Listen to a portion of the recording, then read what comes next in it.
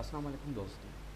आज की हमारी जो वीडियो है वो है एक एप्लीकेशन है आफ्ताब ट्रेडर्स, एक क्लाइंट की एप्लीकेशन है जिसके बारे में आपको बताना है कि इन्वेंट्री एप्लीकेशंस होती क्या हैं बेसिकली और किस तरह से बनाते हैं, जिसमें सेल करना हो, परचेज़ करना हो, प्रोडक्ट्स परचेज़ करनी हो, कस्टमर्स ऐड करने हो, रेगुलर कस्टमर्स हैं, नॉन रेगुलर कस्टमर्स हैं, या सप्लायर्स ऐड करने हैं, या अमाउंट ट्रांसफ़र करना है किसी के अकाउंट में, या एक्सपेंस का रिकॉर्ड मेंटेन करना है, या प्रोडक्ट सर्च करनी है, या रिपोर्ट्स निकालनी है फ्रॉम डेट टू डेट, यानी कि सेल की रिपोर्ट निकालनी है या परचेज़ की रिपोर्ट निकालनी है, या चार्ट ऑफ अकाउंट के बारे में बताना है, या बारकोड सेटअप क्रिएट करना है। तो किस तरह से हम करते हैं। तो ये एक छोटी सी एप्लीकेशन है जो मैं आप लोगों को इसके बारे में बताना चाहता हूँ कि एक छोटी सी एप्लीकेशन या कोई बड़ा प्रोजेक्ट हो तो किस तरह से डेवलप करती है। तो सबसे पहले मैं इसके फीचर्स बताता हूँ। सबसे पहले हम आते हैं यहाँ पर प्रोडक्ट के ऊपर जाएंगे तो देखें हमारे पास एक फॉर्म आ जाता है जिसके ऊपर लिखा होता है प्रोडक्ट सेटअप। इट मीन्स आप यहाँ पे बारकोड भी लिख सकते हैं कि भैया जो आपका बारकोड जनरेट होगा उसके बैकएंड पे क्या कोड होगा जिसके बिहाफ आप प्रोडक्ट को सर्च कर सकते हैं। उसके बाद एक कैटेगरी, अगर आपके पास मोबाइल है, मल्टीपल कैटेगरीज ऐड करना चाहते हैं तो फिर आप यहाँ पे क्लिक करके आपने कहा कि आपको लैपटॉप की कैटेगरी ऐड करनी है,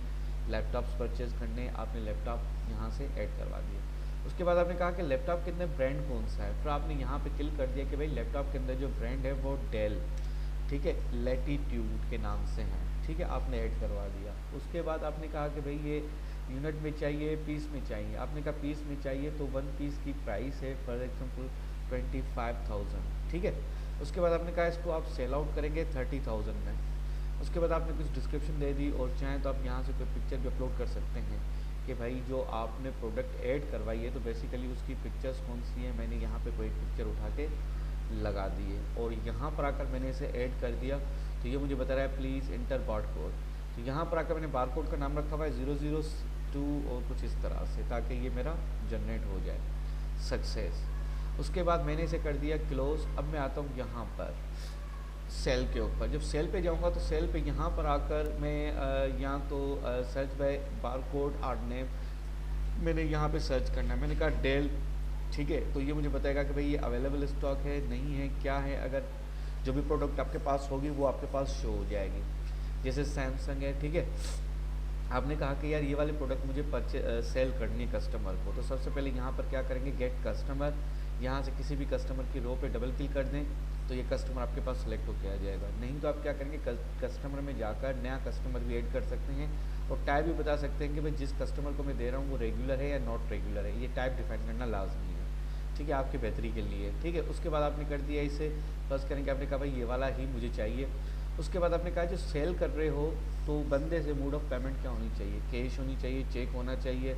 चेक करेंगे तो आपके पास ये वाले ऑप्शन एलिजिबल हो जाएंगे, चेक नंबर, बैंक नेम बताएंगे और अमाउंट बताएंगे, ठीक है। अगर कैश तो आपके पास सिर्फ ये आ जाएगा कि हाँ भाई आप कैश कर रहे हो, ठीक है। उसके बाद ये आपके पास प्रोडक्ट है जो आपके पास शो हो रही है। फिर इस प्रोडक्ट को अगर आप सेल करना चाहते हैं तो इसको डबल क्लिक करेंगे तो ये आपके पास नीचे ऐड हो जाएगा और इस प्रोडक्ट की प्राइस है 4000। अगर आप करेंगे मुझे ये 5 क्वांटिटी चाहिए तो आप क्या करेंगे, यहाँ पर आकर इस प्रोडक्ट क्वांटिटी पे इसे 5 कर देंगे तो आपको बताएगा अवेलेबल स्टॉक 6 है और आपने जैसे ही 5 पे इंटर मार दिया तो ये आपको टोटल अमाउंट कैलकुलेट करके दे देगा और यहाँ पर भी बताएगा टोटल अमाउंट कितना है और रिमेनिंग टोटल, ग्रैंड टोटल क्या है। व्यू सेल रिपोर्ट या सेल नाउ करना चाहते हो या आप इससे पहले रिपोर्ट देखना चाहते हैं तो आप इसे क्लिक करके रिपोर्ट भी देख सकते हैं कि रिपोर्ट किस तरह से जनरेट हो रही है। तो ये हमारी एक रिपोर्ट है जिसमें बताएगा date, customer name, sale invoice, invoice number आ जाएगा, मोड ऑफ पेमेंट, कैश है, ठीक है, कोड, नेम, ठीक है, प्राइस, क्वांटिटी, टोटल अमाउंट कितना हो गया। ये रिपोर्ट इस तरह से जनरेट हो जाएगी, ठीक है। उसके अलावा अगर आप चाहें तो इसे सेल नाउ भी कर सकते हो। जैसे सेल नाउ करूँगा तो ये मुझे बताएगा कि भाई जनरेट सेल इनवाइस, यस करूँगा तो ये सेल हो जाएगा, ठीक है, लेकिन मैं इसे अभी सेल नहीं कर रहा। उसके बाद मैंने इसे कहा कि इससे बाहर निकल के हमने यहाँ पर आकर परचेज़ पे गए तो परचेज़ पे मैंने कहा कि भाई मैं कोई नई प्रोडक्ट परचेज़ करना चाहता हूँ तो या तो सर्च करें कि भाई आपके पास कौन कौन सी चीज़ें हैं। आपने कहा भाई लैपटॉप वगैरह मैं देखता हूँ डेल, ठीक है, तो यहाँ पर मैंने लिखा कुछ इस तरह से तो मेरे पास कुछ भी नहीं आ रहा है, ठीक है। तो यहाँ से हम आते हैं 0, कुछ इस तरह से हम इसे लिखते हैं 1 2 3 4 5 6 7 से नामस नहीं है, फर्स्ट करें मैंने लिखा सैमसंग तो ये मेरे पास कुछ प्रोडक्ट्स आ रही हैं जो हम इसे चेक कर लेते हैं, ठीक है। ये मैंने यहाँ पे कुछ इस तरह से लिखा है, डी से चेक करते हैं कि हमारे पास डी से क्या क्या आ रहा है। ये 3-4 प्रोडक्ट्स आ रही हैं, ठीक है। तो मैंने कहा सैमसंग को हम क्या करते हैं, यहाँ पर आकर मैंने कहा कि ये कौन से कस्टमर से मुझे लेना है, कैश पे लेना है, चेक पे लेना है। सेम प्रोसेस, गेट कर सप्लायर पे जाएंगे, यहाँ से कोई भी सप्लायर सेलेक्ट करेंगे। मैंने कहा कासिम से लेते हैं, डबल क्लिक करो तो ये सप्लायर आ जाएगा, भाई ये वाला सप्लायर है जिससे सैमसंग ले रहे हैं। अब इस रो को क्या करना है, यहाँ पर आकर डबल क्लिक करना है तो ये नीचे आ जाएगा। और भी अगर आप इसमें से परचेस करना चाहते हैं तो वो ऐड करवाते जाए ताकि पता चले कि इस सप्लायर से आपने कौन कौन से प्रोडक्ट्स ले रहे हैं, कितनी क्वांटिटी ले रहे हैं वो भी आप इसको बता दें, ठीक है। और यहाँ पे डबल क्लिक करके आप क्वांटिटीज़ भी ऐड कर सकते हैं, कितनी चाहिए, एक चाहिए तो आपने एक कर दिया। उसके बाद परचेज नाउ या प्रिंट नाउ, प्रिंट नाउ करेंगे तो सेम हमारे पास जैसे मैंने लास्ट रिपोर्ट दिखाई दी, रिपोर्ट का स्टाइल बिल्कुल सेम है लेकिन यहाँ पे नाम चेंज हो जाएगा। अभी आ गया ये परचेज इनवाइस, तो ये लुक एंड फील इस तरह से आ जाएगा, कंपनी का लोगो भी आ जाएगा, ठीक। उसके बाद आपके पास ये है कि आप यहाँ से डेट भी सेट कर सकते हैं, ठीक है। और उसके अलावा प्रोडक्ट में भी जाके आप नई नई प्रोडक्ट ऐड करवा सकते हैं, जैसे मैंने लैपटॉप ऐड करवाया था, ठीक। और उसके अलावा हम आते हैं कस्टमर में, कस्टमर भी यहाँ से आप ऐड करवा सकते हैं डायरेक्ट। तो यहाँ पे आपके पास शो होते जाएंगे कि भाई कस्टमर टाइप कौन कौन से हैं, आप ऐड करवाते जाए। या आपने किसी को प्रोडक्ट दे दिए, बाद में आके आपने कस्टमर ऐड करवा दिया, कोई बात नहीं है, हो सकता है, ठीक है। उसके बाद आपके पास है सप्लायर, यहाँ तो सप्लायर यहाँ से ऐड करें, उसकी पिक्चर भी आप अपलोड कर सकते हैं कि पिक्चर में से आपने कौन कौन सी पिक्चर लगानी है, नहीं लगानी है, ठीक है, आपने ऐड करवा दी, ठीक है। जैसे मैं यहाँ से किसी भी यूज़र को सिलेक्ट करूँगा तो यहाँ पे मेरे पास आ जाएगा कि भाई आप परचेज़ कर रहे हो कौन से सप्लायर से कर रहे हो, ठीक है।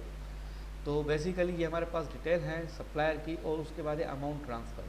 अमाउंट ट्रांसफ़र पे आएंगे तो हमारे पास एक छोटा सा फॉर्म खुल जाएगा और यहाँ पे बताएगा सिलेक्ट बैंक प्रो, कौन सी बैंक से सिलेक्ट करना है, ठीक है। और ट्रांसफ़र टू, कौन से अकाउंट में ट्रांसफ़र करना है, क्योंकि हमारे पास एक डेटाबेस बना हुआ है चार्ट ऑफ अकाउंट का, उसमें मुख्तलिफ बैंक्स भी दी हुई हैं जो यहाँ पे शो हो रही हैं, बैंक अल हबीब और मीज़ान, ये दो बैंक्स ऑलरेडी हमारे पास चार्ट ऑफ अकाउंट के अंदर मौजूद है जो वहाँ से उठ के आ रही हैं।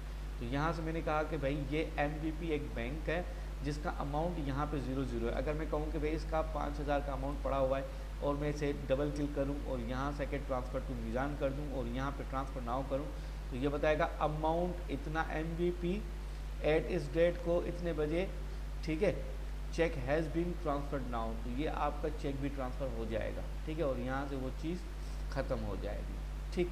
इसको हमने कर दिया यहाँ से कैंसिल। उसके बाद हम आते हैं एक्सपेंस के ऊपर।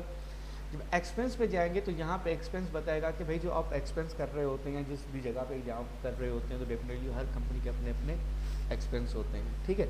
तो जो एक्सपेंस कर रहे हैं तो डेफिनेटली वो कैश दे के कर रहे हो या आपने कोई चीज़ मंगवा ली है कंपनी के लिए, चेयर्स मंगवा दी, लैपटॉप मंगवा दी है, LCD मंगवा दी है, लेकिन उसके लिए आपने कैश नहीं दिया, आपने चेक दिया है। चेक दिया है तो चेक नंबर बताएंगे, अमाउंट बताएंगे और यहाँ से बैंक सेलेक्ट करेंगे कि आपने जो चेक देना है वो कौन सी बैंक का दे रहे हैं, चेक नंबर क्या है और अमाउंट क्या है, ठीक है। और एक्सपेंस टाइप बताएंगे कि भाई एक्सपेंस टाइप क्या है। आपने कहा कि भाई आपने चेयर्स मंगवा दी, कितनी, 4 मंगवा दी, ठीक है। अब ये 4 कहाँ पे लिखेंगे, डिस्क्रिप्शन में आके आप बता दें कि भाई चेयर्स कौन सी मंगवाई, ये सारी डिटेल यहाँ पे दे दें, किस डेट को। अच्छा, ये जो एक्सपेंस किया था ये किस बंदे ने किया था। फ़र्ज़ करें कि मैं एडमिन हूँ और जिस बंदे को ऐड करना था वो आज आया नहीं, लेकिन मुझे पता है कि उस बंदे ने ये वाला चेक दिया हुआ था, तो मुझे उस बंदे का नाम पता है तो मैंने नाम लिख दिया उसका, रावेल या कुछ इस तरह से। मैंने कहा कि भाई ये उसका नाम है। सेव नाउ करूँगा तो ये मेरे पास चेयर डिस्क्रिप्शन सेव हो जाएगी डेटाबेस के अंदर, चेक डिटेल के साथ ये चेक नंबर आ गया और ये मेरे पास अमाउंट भी आ गया जो मैंने इसे पास करना है, ठीक है। और एक्सपेंस टाइप डिस्क्रिप्शन भी मैंने कुछ इस तरह से दे दी और मैंने चेक पे भी लगाया हुआ है। अगर मैं इसे सेव नाउ करूँगा तो ये डेटा मेरा सेव हो जाएगा और यहाँ पे मेरे पास शो भी हो जाएगा कि भाई टाइप क्या है, चेयर्स, description, amount, type cheque, cheque number, date, bank और एक्सपेंस, ठीक है, किसने किया था, ठीक है भाई रावेल के नाम से बंदा है उसने काम किया था, ठीक। इसको हमने कर दिया यहाँ से क्लोज। उसके बाद हम आते हैं फाइंड प्रोडक्ट। फाइंड प्रोडक्ट में अगर आपके पास एक से ज़्यादा प्रोडक्ट हैं जो आपने परचेज़ की हुई हैं, जो आपके पास स्टॉक में पड़ी हुई है, 5 तो मैंने सेल कर दी और स्टॉक में भी मेरे पास एक क्वांटिटी पड़ी हुई है, ठीक है। तो चाहे तो यहाँ से भी आप इसे सर्च कर सकते हैं। बाद हम आते हैं यहाँ पर रिपोर्ट्स को। तो रिपोर्ट्स में हमारे पास ये बता रहा होता है कि भाई जो रिपोर्ट आपको लेनी है वो रिपोर्ट किसकी लेनी है, सेल की लेनी है, परचेज़ की, कस्टमर की। जैसे मैंने कहा सेल, और सेल के बाद मैंने कहा भाई इस डेट से इस डेट तक प्रिंट नाउ करूँगा तो ये बताएगा भाई इस डेट से इस डेट तक कोई सेल हुई है, नहीं हुई है, बता रहा है कि हाँ भाई मोबाइल हुई है, इतनी क्वांटिटी हुई है, डेट्स पास ये चार्ट ऑफ अकाउंट पे आते हैं तो ये चार्ट ऑफ अकाउंट हमारे पास इस तरह से आ जाएगा। इसमें ये हमारे एक्ट्री स्ट्रक्चर आई कि भाई आपके पास कौन कौन सी चीज़ें हैं, ठीक है। करंट असेट्स के अंदर आपके पास क्या पड़ा हुआ है, कैश एंड बैलेंस पड़ा हुआ है और कैश और चेक पड़ा हुआ है। अगर मैं बैंक्स में जाता हूँ तो मुझे यहाँ पे बैंक्स 2 बताएगा, ठीक है। ये मीज़ान बैंक बता रहा है और दूसरा बैंक आपने कहा कि मुझे नया ऐड करना है, तो यहाँ पर भी आके आप ऐड कर सकते हैं, या रेवेन्यू के बाद आकर आप चाहें तो यहाँ पे कोड टाइटल, ठीक है, ओपन बैलेंस, ठीक है, फाइल नंबर, प्रोजेक्ट नेम वगैरह देके आप इसे ऐड कर सकते हैं। और ठीक है, और ये वीडियो आप लोगों को कैसी लगी कमेंट में मुझे बताइएगा, और प्लीज़ लाइक और सब्सक्राइब करना मत भूलिएगा। ओके, टिल दैट, अल्लाह हाफ़िज़।